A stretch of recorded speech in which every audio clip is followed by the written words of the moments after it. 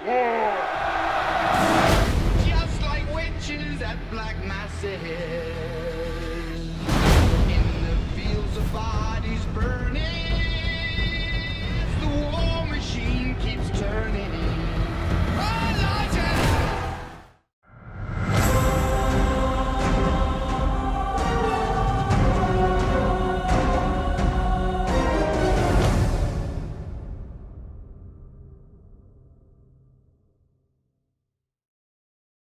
Welcome back to the House of Fun, where today we're going to be jumping back into the war zone to talk about the monetization style of Kingdom Under Fire 2. Keep in mind as a short disclaimer that the payment model may very well be worse or better than what I describe it as today. Now, I've done a considerable amount of research on this over the span of 25 minutes total, but even then, it's still possible to be wrong. We won't know for sure until the game's launch how it will turn out, but of course, hopefully the monetization remains in the same state a few months down the line. And with that out of the way, let's go ahead and get started.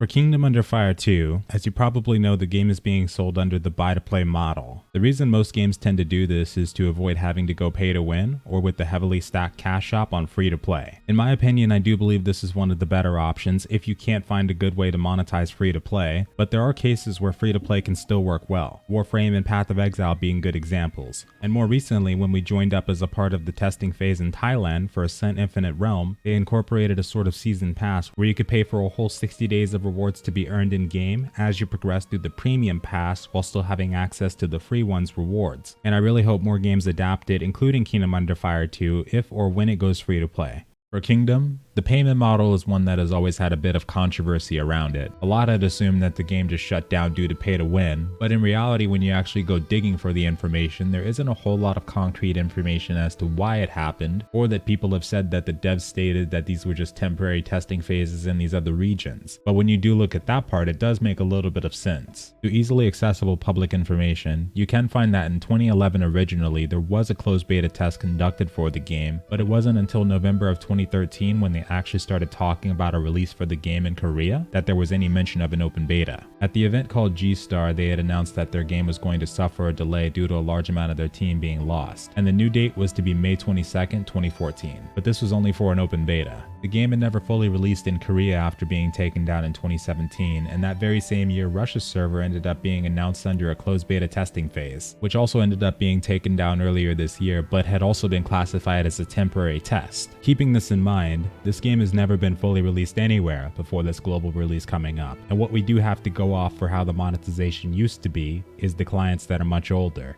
But to finally start off the topic, let's talk about the cash shop currency and how it used to be, alongside the founders packs of Kingdom Under Fire 2. Now in this game there is a currency called cubics, which is one of the types of currency for this game. It has been modified in this new version to only be earnable in-game and is no longer purchasable with real money, and there's a very good reason for this. It used to be where you could buy it with your money, but you could also earn it in-game all the same. Whether it's purchasing it through the auction house or now, we'll be able to earn it off of either certain or all missions. The cubics currency could be used to purchase things like cash shop costumes, which could not be permanently bought but only rented temporarily, or they could also be used on what was known as the troop gacha system, which allowed you to play the slot machine to have a chance of unlocking troops of a specific type. These cubics could also be used to expand your inventory or maybe even your bank slots. You could use them to have a chance of enhancing your gear, although only slightly better, or you could even use them to purchase recovery potions for what was called leadership points, which is a form of energy similar to the labor system in Arcade. However, in this game you also needed it to earn rewards from missions. The costumes also did give stats, but you could earn those from missions as well, so everything that could be bought with these cubics could ultimately be earned in the game as well. While that isn't bad compared to what most free-to-play games would do with the pay-to-win situation, it was good to learn that it wasn't as bad as it was expected to be.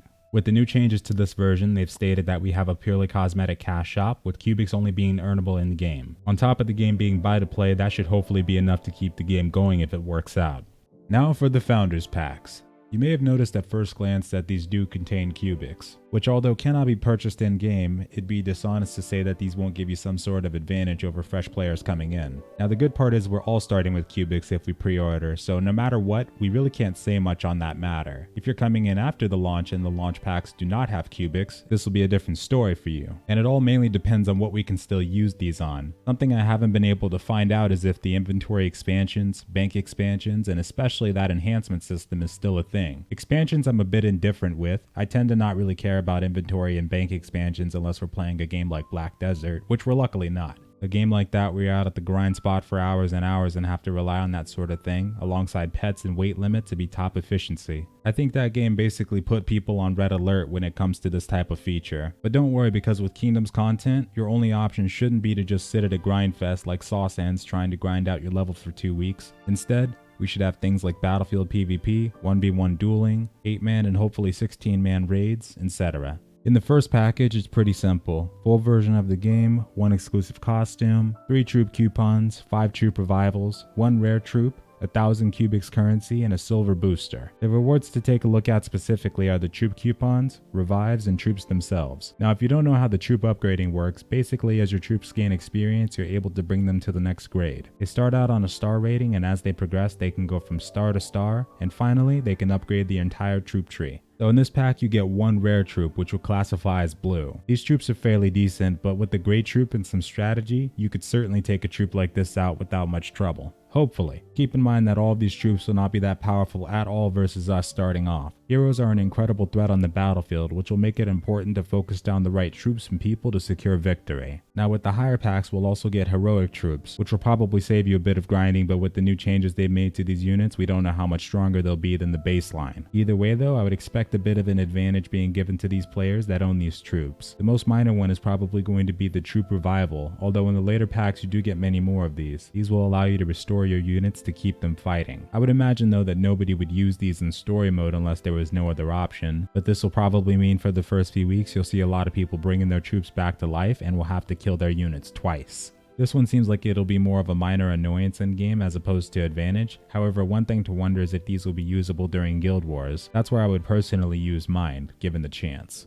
Moving on to the Emperor pack, it provides 2 exclusive costumes, 1 mount in the form of a majestic unicorn, 5 troop coupons, 10 revivals, 1 rare troop plus a heroic troop, and some cubics with the gold and silver booster pack. On these packages you will also notice that they receive titles, which should be pretty cool. For the first pack we'll get the Guardian of Light, the second one will be Noble Paladin, and the third will be Immortal War God. Now aside from what we went over before, we'll also see in this pack that it does come with troop coupons and a heroic troop. The troop coupon was also in the previous pack, but what these do is give you a chance of having a random item, including troops being in there as well. These could be gray grade or blue for all we know, but there will be a random chance to get them. This one I would say doesn't give that much of an advantage at all and is probably just going to serve up as help for getting you started for story mode. During the course of our gameplay is when we'll get the real troops and items we'll be using for our fights. As I understand it in this game, there's multiple races with multiple sub-factions and more than 80 different types of units. So keeping that in mind, whatever troops you end up getting at the start might be very different from what you have in the end, unless you get very lucky.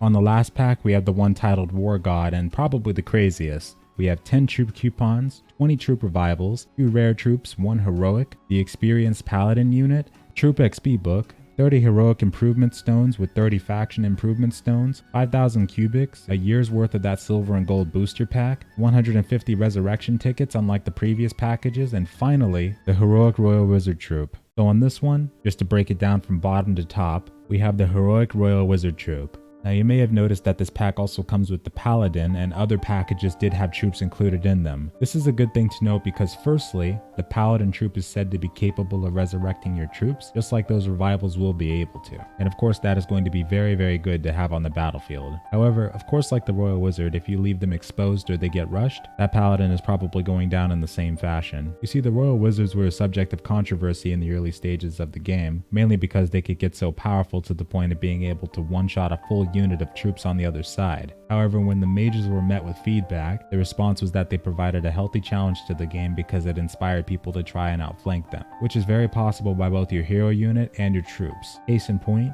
there is a cavalry unit included in the Emperor pack of the heroic grade, which means if you were to go around the battle and flank those mages with that unit, it would go down almost immediately. Same thing with the spear unit in the very first pack. Obviously, if you send those cavalry running straight into those spears head on, they're going to have a rough night. So essentially going from left to right, the packs can counter each other overall. Pretty sweet, right? One other thing to note is that luckily these royal mages will not start out nearly that strong. You won't see these guys setting your dudes ablaze in 0.2 seconds right off the bat. And also cavalry or your hero are not the only method of dealing with these guys. And I'm sure you're familiar with the creatures called eagles. The eagles are coming! Well, these majestic beasts are also perfect for swooping down on unsuspecting archers and mages or making short work of them. There will be a counter for nearly everything in this game, so no matter what troops people do end up getting at the start, in the end it's what you and they combo against them that matters. Now that being said, without a doubt the War God pack does give you an advantage in the game. Even if you're a player that plays 10 to 12 hours a day, you're still going to be less dangerous early on than a player with this pack that also plays 10 to 14 hours a day. So expect a tough but not impossible time against these guys, and everyone will be learning the game early on, so that'll be the time to get the practice in to deal with people like this later. Make them burn through all those 150 resurrection tickets. The improvement stones I would imagine are going to be used for upgrading your troops' grade or star rating too. Since you're actually able to get the skills for your troops at a later level, it will be important to use them wisely. But all in all, what we've got here does have a slight imbalance for package versus non-package players, but I would only hope that after launch they decide to give players that join in some decent rewards to get them started against people that have these benefits. But that'll be an experience for another time. Anyway folks, with that, thank you very much for watching, and I'll catch you for the next one. Farewell.